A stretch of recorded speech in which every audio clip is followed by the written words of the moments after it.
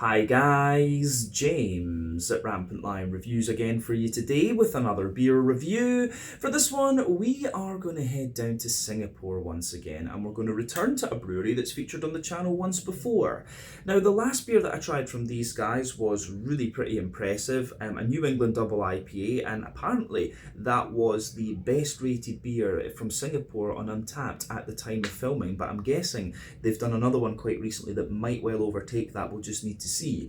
But the beer we're going to have a look at from them today is a style that I very much enjoy. It is a beer that I've tried before, and I'm really looking forward to doing a proper kind of sit down tasting of this one. So yeah, needless to say, I'm very curious to try this beer again. Hopefully it's as good as I remember, hopefully it makes for an interesting review, and as always, I hope that you guys watching enjoy my take on this one as well.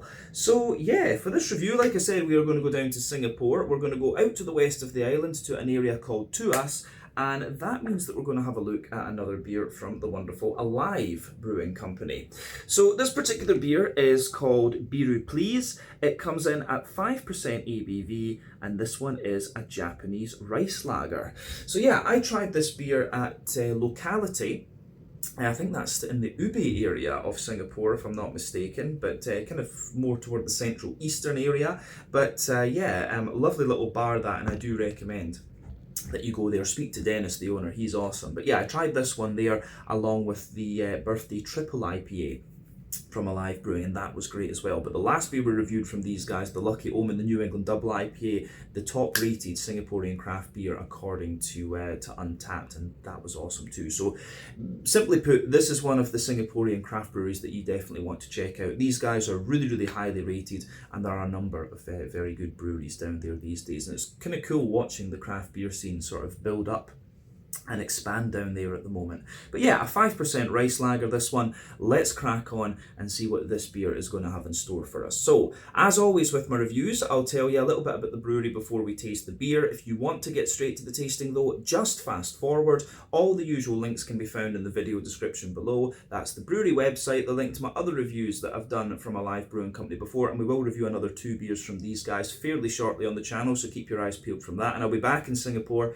to try more from these guys in the future as well. But there's all the usual social media down there. If you want to see more reviews, do please consider subscribing to the channel. The support that you give is massively appreciated, and remember, you can go into the channel homepage and search for beer using the geography tagging system. So just go in there, use the little search bar, put in your hometown, state, county, province, whatever you like. If I've reviewed beers from the area that you search for, they will pop up. Failing that, you can check out the playlist of beers from different countries. You'll find this one in the Singaporean list along with a number of other things. That's being added to quite regular at the moment because I've got beers that I brought back with me, and you can of course check out the playlist of beers from other countries as well, and there are some really interesting things on the channel these days. But yeah, let's go on to my brewery notes then, and I'll tell you a wee bit about Alive Brewing once again then. So, Alive Brewing, as I've mentioned to you already, are based in Singapore, and the company was founded back in 2020 by 2 friends. This is Ching Yang Cheong and Ryan Yue. So, Ching Yang has a background as a financial analyst, while Ryan is a chemical engineer by trade,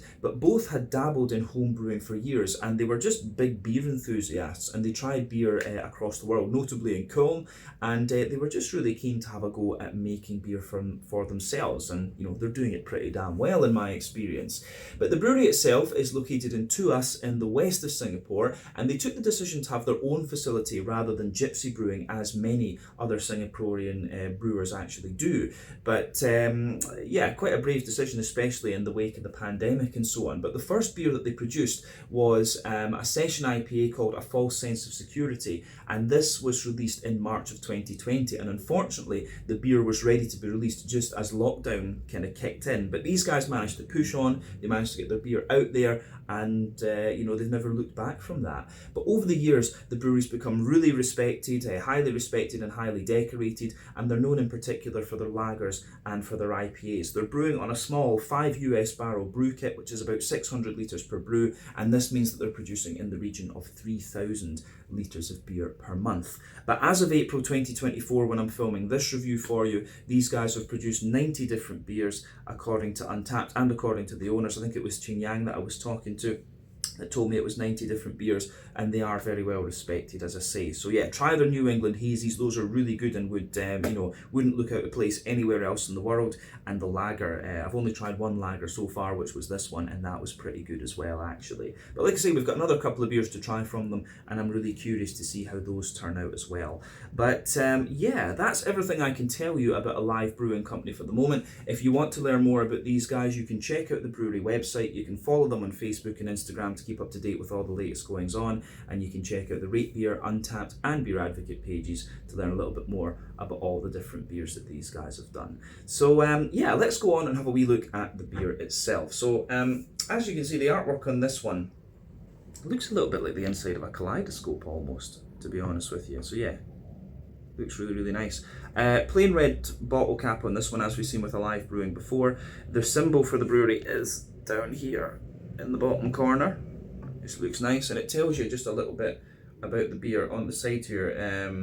It just said, yeah, oh yeah, I need to mention that to you as well, but brewed with premium koshihikari rice from Shibata City, Niigata, Japan. So if, like me, you're into your Japanese sake, you'll know that the Tohoku region in the north of Honshu, the main Japanese island, the largest of the four, the main sake producing region tends to be in the north of Japan. Hokkaido is very good for it as well, but you get the nice cold temperatures there, and of course because of that you've got some really nice rice up there. But the koshihikari rice is one of the quite famous ones. It's got a little bit more sort of flavour and things to it, quite floral and things like that from what I remember. So yeah, you see a lot of sakes in Japan that are produced using this, and people love it. So yeah, hopefully we can review a koshihikari sake on the channel if we haven't done so already. I honestly can't remember.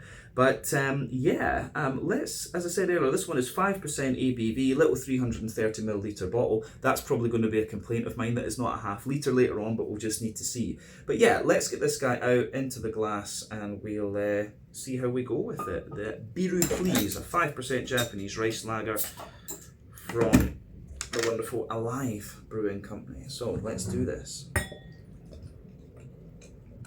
So as I say, I love Japanese rice lagers.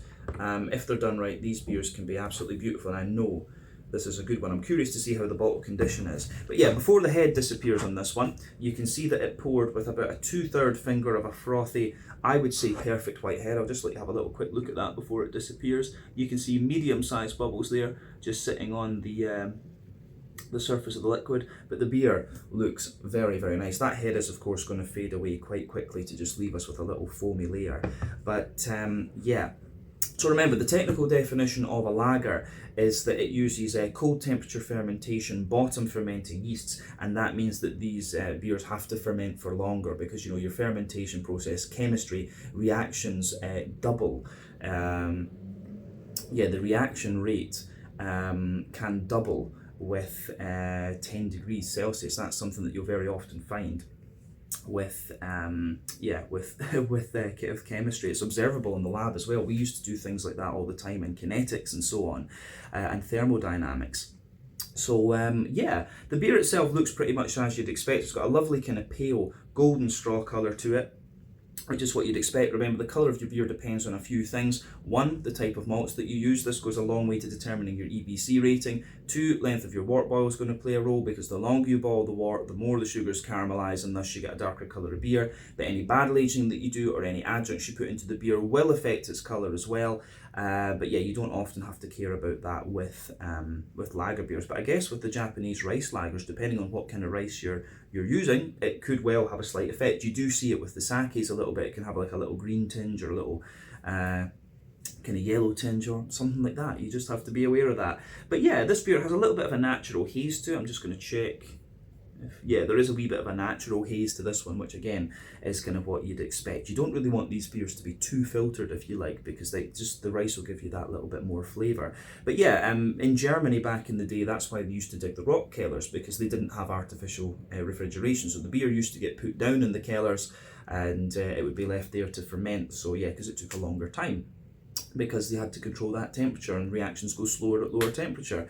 So yeah, I think that's everything we really need to say about the appearance of this one. Not too much in the way of visible carbonation with it, but in terms of what you'd expect from a rice lager, yeah, I think the appearance of this one is pretty spot on. So let's have a little look at the aroma then and just see what this beer gives us.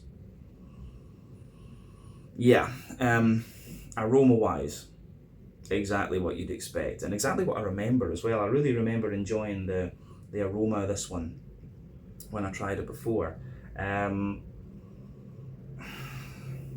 Beautiful. But yeah, I will say that on tap, it did. I remember it being a little bit sweeter on tap, and I think that's not unheard of, to be honest with you. That beers will be a little bit sweeter and smoother when you actually have them on tap. But yeah, this one gives you everything you'd want. You've got the lovely kind of sweetness from the rice. You've got that little bit of grassy floral character, a little bit of fruitiness, and then you've got the wee bit of breadiness and oiliness in the malt base, kind of from the rice and from the actual malt that's in this thing. So yeah, let's just break down that aroma and describe it for you a wee bit more in depth, should we say. So yeah, for me, aroma wise, this beer, the backbone is a lovely sort of fresh white bready bread crust. So you can smell that right away in this one. You've got that lovely fresh white bready bread crust in there. You've also got a good little bit of say, you know, like Jacob's cream cracker and a little touch of woodiness coming out of this one, which I think is great as well.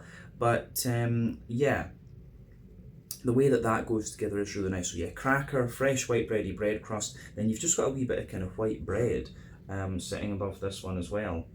So yeah, the way that goes together is yeah, fresh white bready bread crust, a little bit of cracker, wee bit of white bread, and then of course above that you can smell all the ricey notes out of this one. So the rice kind of gives you that big sort of sweet oiliness in there, but you can smell the floral character in the rice. That's what I remember Koshi Hikari is always very famous for, is that sort of nice floral character that it has. It gives you a wee bit of a fruitiness as well, kind of gooseberry like, from what I remember in the sake. I don't know how much of that you're going to get in the beer, but you can certainly smell that nice kind of floral character that it has. On top of all of that, I think there's a little bit of Pilsner malt in this one, because at the back of the nose you can just smell that little bit of Pilsner malty crispness, and you're also getting wee bits of like biscuity character out of this one as well. There's a little bit of, like, you know, McVitie's digestive biscuity character to the beer. Yeah, a little bit of sweetness as well, which I think is just really nice. I don't know if I definitely wouldn't go as far as it being kind of straight up caramel, to be honest with you. But yeah, it does have a wee bit of, yeah, it certainly does have a wee bit of that sweeter, just more oily, concentrated biscuity character. So yeah, the malty base in this one is kind of quite straightforward, quite sharp, which is what you would expect from the beer. I don't know if we really need to say anything more about that. You do get a little bit of the yeasty character out of this one, that sort of more rusticy, woody, crackery sort of bread. You can smell that at the back of the nose, and you've got the crispness from the Pilsner malt on the top of the nose too. Hoppy side of things, I think, yeah, I think this beer is what you'd expect. It's probably using German Hallertau or Czech Žatec hops. You know, Tettnang's another one as well from Germany that could be in here, but German noble hops anyway. For me, it gives you what you'd want. There's a little bit of smooth earthiness in there. You've got a little bit of herbal character as well. So smooth earthiness, a little bit of herbal character. You've got a nice bright floral aromaticity, which again for me, rather than it being spicy as it would be if it was Czech hops, the brightness for me is an indicator that it's probably German hops that are in this one. And then yeah, you've got a lovely little bit of a lighter kind of grassy note coming out of this beer as well. So yeah, it's great. It smells lovely. The thing that's going to be the danger in this review is that I just drink this one too fast and then I can't film the short review afterwards. That's going to be the awkward thing with this one. But yeah, aroma wise, I think this one is pretty damn nice actually, so gets a big thumbs up from me. Yeah, the grassiness, the zestiness that you get in the grassy character here is really, really nice. So yeah, take a wee bit of time and just enjoy that. But the fruity side of this beer is kind of what you'd expect. There's a little bit of that kind of oily pear, sultana type note out of it. I'm getting a wee bit of gooseberry out of this one, which I think is really, really nice. Maybe little bits of kind of dried apricot and stuff as well. So yeah, the way that everything goes together in the aroma of this beer is really, really nice actually. Like I say, not quite as sweet and oily as I remember it being on tap, but you know, it could just be down to the different conditionings and things like that, which is, you know, that is a factor obviously. But yeah, as I always say, take a little bit of time to enjoy the aroma of this one. before you get stuck into it. This is a really, really nice smelling beer. I always say that that's half the experience when it comes to craft beer, but I think it is about time that we try this one again and see what it's all about. So yeah, this one is the Biiru Please, a 5% Japanese rice lager with Koshi Hikari rice from Shibata City, Niigata, Tohoku, Japan. And yeah, this one is from Alive Brewing in Tuas, Singapore. Slanja, skål, cheers.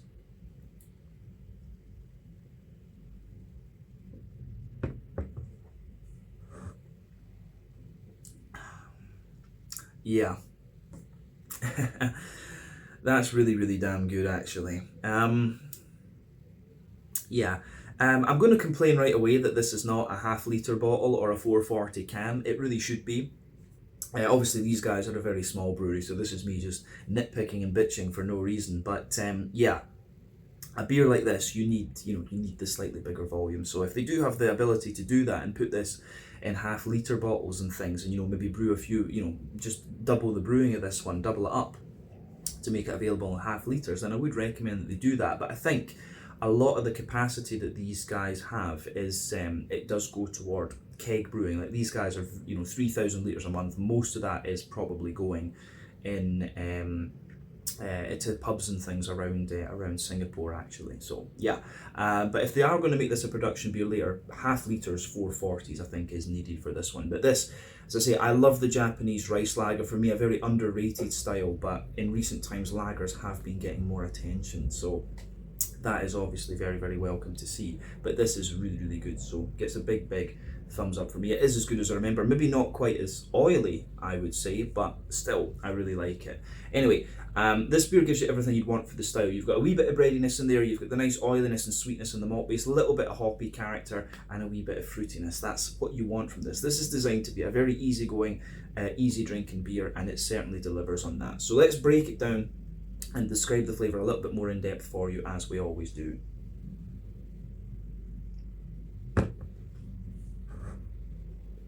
And I am having to really resist the temptation to take a big gulp of this because it's so easy to drink. But we couldn't do the review otherwise. Yeah, should have bought like a 24 pack of this or something. That would go in a couple of days though, probably. Alright guys, sorry about the edit there, a little glitch on the camera overheating. Maybe need to change this phone soon actually, but we'll think about that. But yeah, we were just about to talk about the middle third of the palate then. So,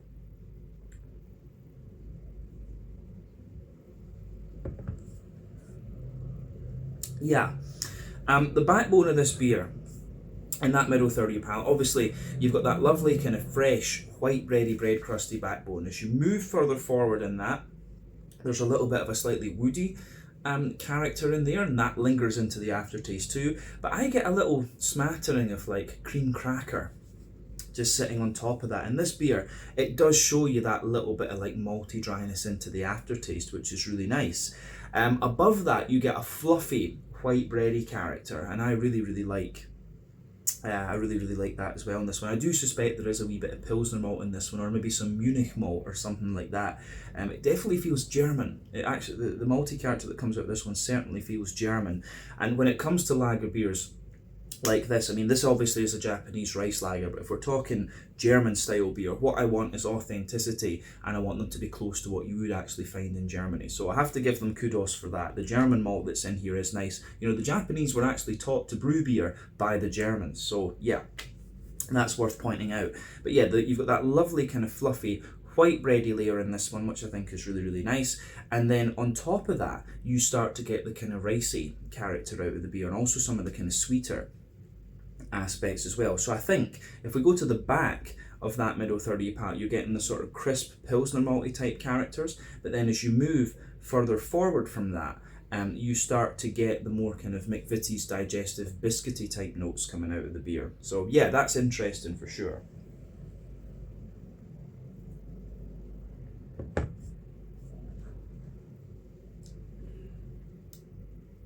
So yeah, the way that this beer goes together in that sense is really nice as well, because above the kind of biscuity layer, you've got a circle in the middle of your palate, so you can feel that sort of oily, ricey circle just kind of lingering there. And you can feel the circle for me is the oily rice is kind of like, it's a little bit sort of gooseberry like, as a wee bit of a kind of floral note to it into the aftertaste as well. And yeah, so gooseberry and sort of slightly floral, and then obviously you've got the sweetness of the biscuit just sitting under that also. So yeah, the way that just kind of pieces together, I think, is really nice in this one. So yeah, the malty character in this beer, it is quite straightforward, obviously, but that's what you expect of the style. So yeah, happy with that. Let's go to the back third of the palate, and remember that generally speaking, sweeter flavours come out further forward on your palate, more dry and bitter flavours come out further back, but the back third of your palate is very often going to show you similar flavours to the middle third of your palate, just at different intensities. So the border region between middle and back third of your palate, you get a little bit of kind of you do get that kind of fluffy white bready character in the base, and then you're just getting a wee bit of the crispness from what I suspect is Pilsner malt sitting above that. But the base of that back third of your palate, you can feel the nice kind of fresh bread crusty character there. It's just that little bit drier. You've got the crackery layer above that, which again I feel is a little bit drier. Then above all of that, you've got some, you can feel the nice airy fluffy white bready character in there, and just above all of that you can feel the crispness, the bready crispness from the Pilsner malt too. So yeah, I like the way that this one goes together in that regard.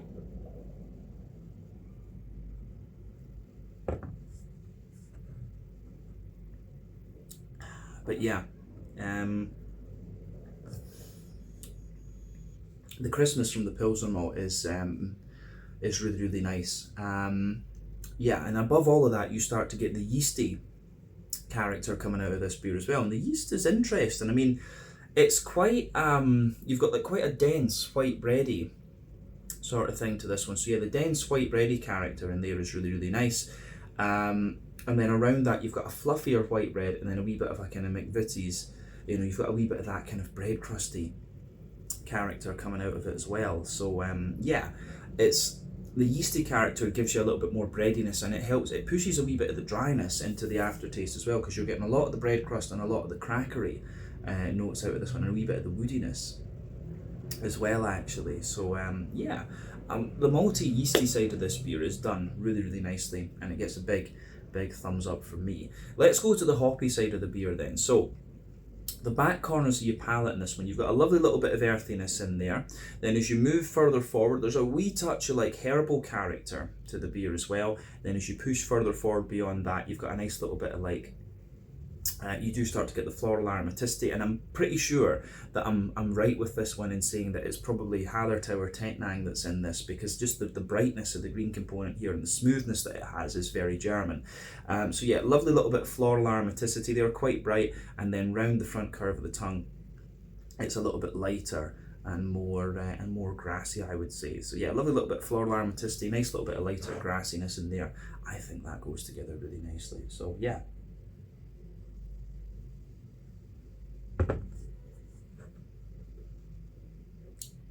But yeah, the way all of that pieces together, I think is very, very nice. Yeah, green component in this one does give you a little bit of bitterness into the aftertaste, and that's what you want out of these beers. You want a wee bit of crispness and just that little bit of bitterness. But the rice lager is obviously going to be one of the sweeter types of lager beers that you're going to come across. But let's focus on the front third of your palate then, and the fruity side of things. So the border region between front third and middle third of your palate, again, you get that nice kind of smooth fluffy white bready character in there. You get a wee bit of a kind of pilsnery malt crispness on top.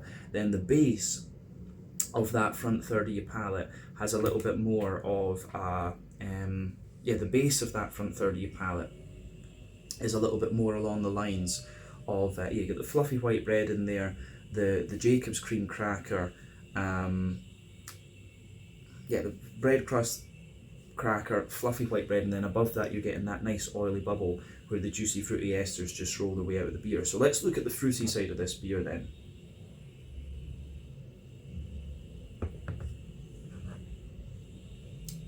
So yeah, for me, the white bready character in this beer, again, just lingers there, but the fruity side of things is quite nice. At the back of that front third of your palate, you're getting, there's just a little bit of an almost citrusy bite. It's a little bit hard to place exactly what fruit it would be, but as you move further forward from that, you're getting a little bit of like sultana. There's a little bit of kind of peary sort of thing. So yeah, a little bit of sultana, a little bit of an oily peary sort of thing. Then there's a wee bit of a gooseberry type note coming out of this one as well. So yeah, again, I really like how that pieces together. Yeah, the fruity character is very simple in this one. You maybe get just a little touch of a lemony character behind the very front tip of your tongue, but yeah, fruitiness is definitely sultana, slight pear, maybe very slight apricot in the middle of your tongue, then gooseberry and a wee bit of like a lemony character. So yeah, all in all, these are all things that you would expect of the Japanese rice lager as a style. So yeah, quite happy with this one, really quite happy with it. In terms, pardon me, of the mouthfeel then, just to round off this review, I would say this beer, it's kind of, I would say it's sort of top end of light bodied. The carbonation is very, very smooth in this one. It's not quite as, this isn't one of the more crisp lagers in terms of its carbonation, but the flavour gives you that little bit of crispness into the aftertaste. It's got a wee bit of oiliness to it, but it's still quite refreshing. And again, that's what you want, especially in a place like Singapore where it's pretty humid and hot. So yeah, the way that all that goes together, I think, is quite nice. Yeah. On the hoppy, on the mouthfeel side of things, then as I say, top end of light bodied, smooth carbonation, quite wet, but has a little bit of oiliness to it, this one, which is kind of what you want from the rice lager. In terms of the IBU count, I think this is probably like 15 or 20 IBUs, which is kind of standard. The bitterness builds a wee bit into the aftertaste, and you do, of course, have that little bit of dryness as well. The malt base, wee bit dry underneath, smooth in the middle, and a little bit sweet on top, both from the kind of biscuity flavours and the oily rice. The oily rice gives you that wee bit of sweetness, and then, yeah, you've got a wee bit of kind of oily, fruity character as well, which has a wee bit of citrusiness to it, but yeah, mainly smooth and kind of sweet. But I think that's everything we really need to say about this one. The beer is as good as I remember, maybe not quite as sweet and oily and thick as I remember as it being on tap. You know, that's just down to the conditioning of it, of course. But yeah, I think that's it for this one. So this was the Biiru Please, a Japanese rice lager at 5% ABV using Koshihikari rice from Shibata, Niigata, Tohoku, Japan. Beautiful beer, this one. As I say, my only complaint about this is that it's not a half-litre bottle, because it's too easy to drink to be 330s. That's my only thing. But they are a very small brewery. That is me absolutely nitpicking when it comes to that. But yeah, this is a beer that you really should try if you enjoy your Japanese rice lagers like I do. So yeah, once again, thank you for watching my beer reviews. Until the next time, please like, subscribe, share, all the usual YouTube stuff. Let me know your own thoughts on this beer in the comments section below. Let me know what your favourite beers are from a live brewing company as well, and we will no doubt return to these guys again at some point in the very near future. But yeah, go check out their beers, and do check out Locality in Singapore as well, which is where I tried this beer originally. Great little bar. Dennis is awesome. I'll try to remember to put their link in the video description below. But yeah, check out my social media, check out Alive Brewing social media, check out Locality social media, and I will see you guys in another review very, very soon. Slàinte, skål, and cheers.